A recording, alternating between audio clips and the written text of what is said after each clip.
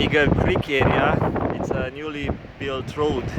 Last time I've been here about maybe 3 years ago. I drove the truck all the way to that little corner and I could see the equipment trying to cut the road, and I thought they were going to cross the creek to the other side for logging, but it seems that they turn around the corner, follow the creek, and I don't know where they go. I have no idea. I am told that this road goes all the way to the hot springs, the Meager Creek hot springs, and today I got out of the house early in the morning, but I had a flight at 11, and at 2 p.m. I was done with the flight in Squamish, and I decided to complete my journey on this road. I knew that it's too late for me to explore the hot springs, which I'm not really eager to see. I've been to those hot springs maybe before the landslide. And if you're not familiar with the area, this is a landslide site. It happened in 2010, like 10 years ago, around the same time of the year, when a big chunk of the mountain came down and destroyed the whole valley, and like removed all the trees on its path. And you see the area is like on the moon surface. I mean, on the moon is no vegetation. Here you can see some bushes that grew in the area, and there was some forest fire. I could see the fire smoldering while I was at that side of the road. But there were so many fires at the time, and it was not a big fire. There were probably 500 active forest fires in the province, and I called the reporting line and I mentioned to them, and as long as it's not big and it's contained, they just keep an eye on it. I know some people, they fly little airplanes around here, not only here but around the Squamish district, Pemberton, Squamish, Lillooet district, and they monitor the forests for active fires.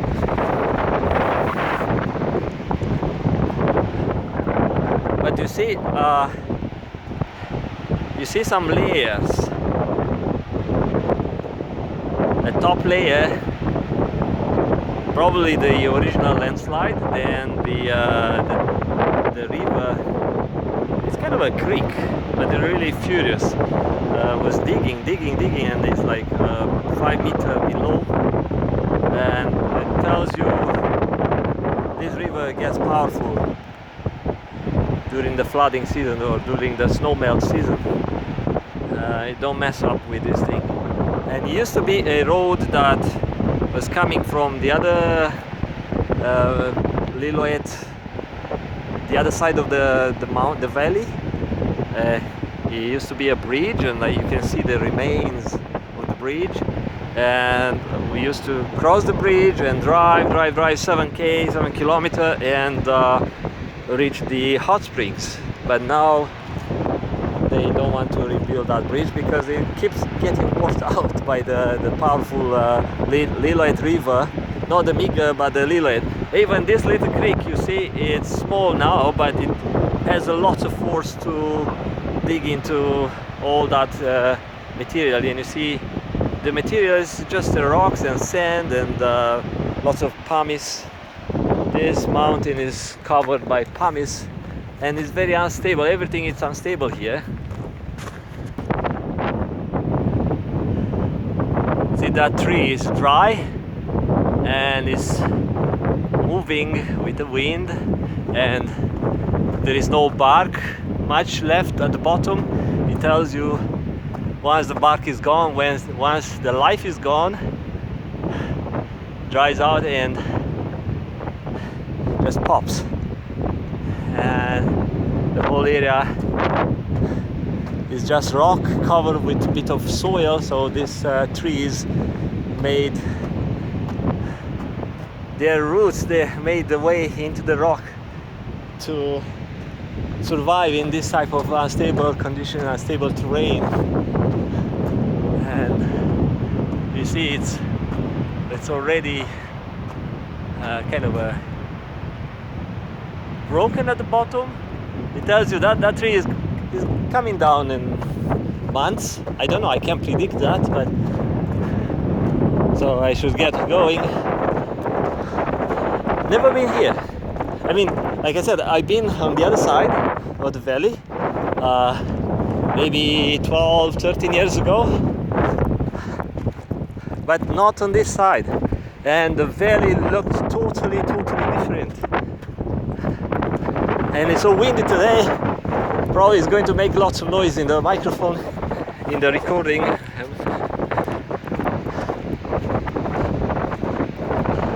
Yeah, I don't plan to reach the hot springs, but I just want to see a bit of the area.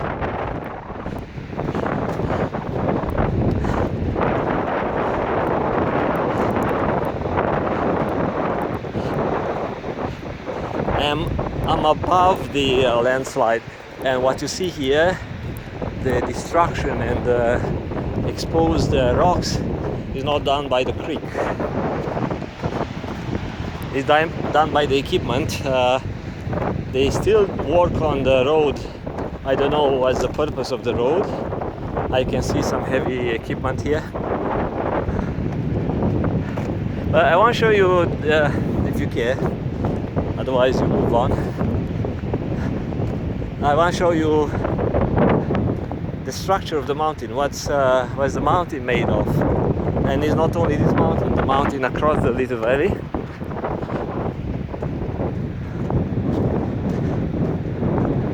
I'm trying to record, to use up the phone memory, use up the space. So if I kept to record as much as I could. Some people enjoy, like my parents, they enjoy the views because they can't afford to travel. My dad came to Canada once. Actually, they can afford, I was wrong saying they can't come to Canada because the border restrictions and maybe some age restrictions these days. I have no idea. But still, pandemic keeps the borders closed. And they love to see this type of wild environment.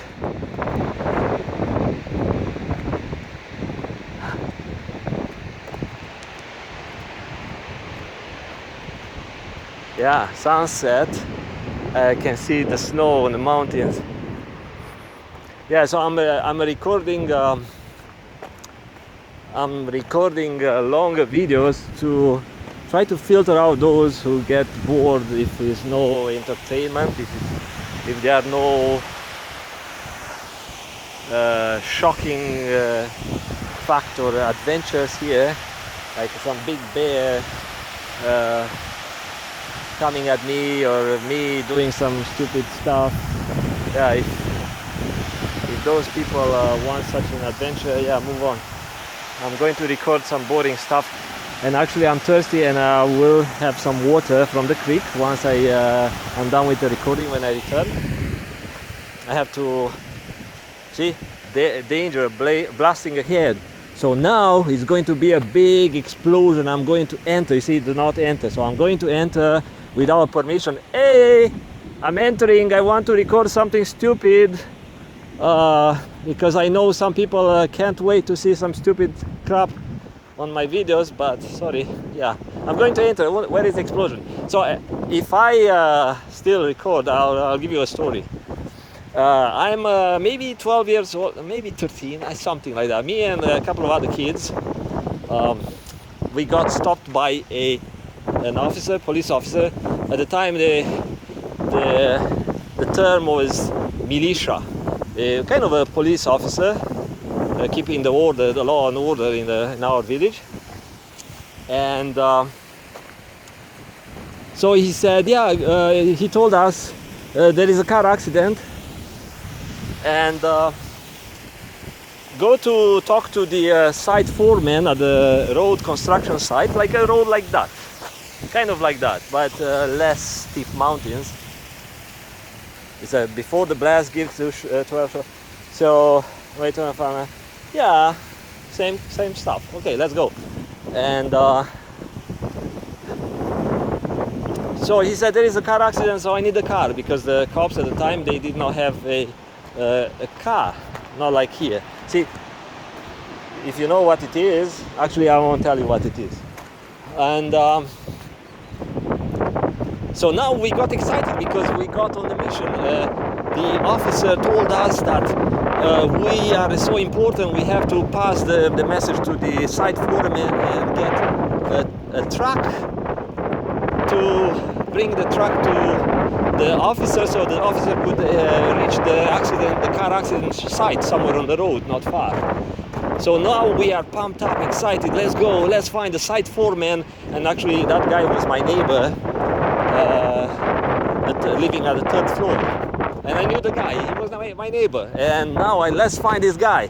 And we 3 kids, or 4 or something, we go hiking on this off-road forest road, and we met some construction workers, and one of the guys said, oh no, that guy is somewhere up on the mountain where they do the blasting. And I said, oh yeah, let's go, because we need to complete the mission. It's so important to find the boss of this road construction site, and ask him that he has to send a truck for the cop, for the police officer, because the police officer was an important dude in the town. And we went hiking on the road, kind of like that, but more forest. And at some point we saw bags of fertilizer, like a big bags of fertilizer on the side of the road, and connected with some wire between them. So, and okay, yeah, that's cool. And it smells like diesel fuel. So what they did at the time, they were mixing the diesel fuel with nitrammonium or something, some sort of a fertilizer, nitrate or something, and they were inserting some explosive inside, like a dynamite or something inside, and that was the process of road construction and demolition. Look at the mountains, wow.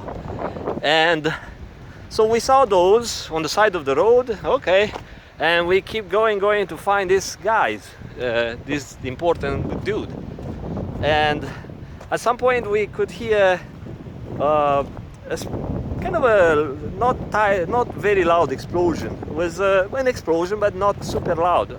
Maybe 3 of them or something. And no, it was cool. As a kid, it was cool. And we were talking loud, which saved our butt. And one of the workers could hear our voice, like our high-pitched boys, like teenager boys' voices, and he start yelling, because there were no two-way radios at the time.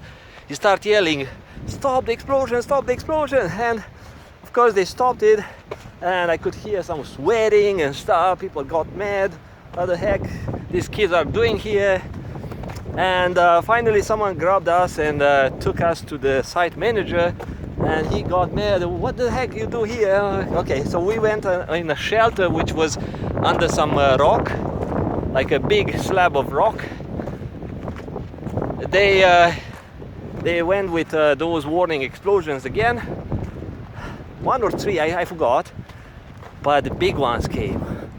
I can tell you, I hit, so the whole ground shook, and I hit my head a bit on the above rock, above my head. It was such a big, powerful shake, and that was some memory. And so we told this guy, you need to send a truck because the police officer is waiting in the car accident. So for us was a huge story. And I don't know if that guy ever sent a truck or something. We had to go back home, of course. But that was a story that when I had to share it with my Romanian literature teacher about some powerful experience in my life, he thought, "That's stupid.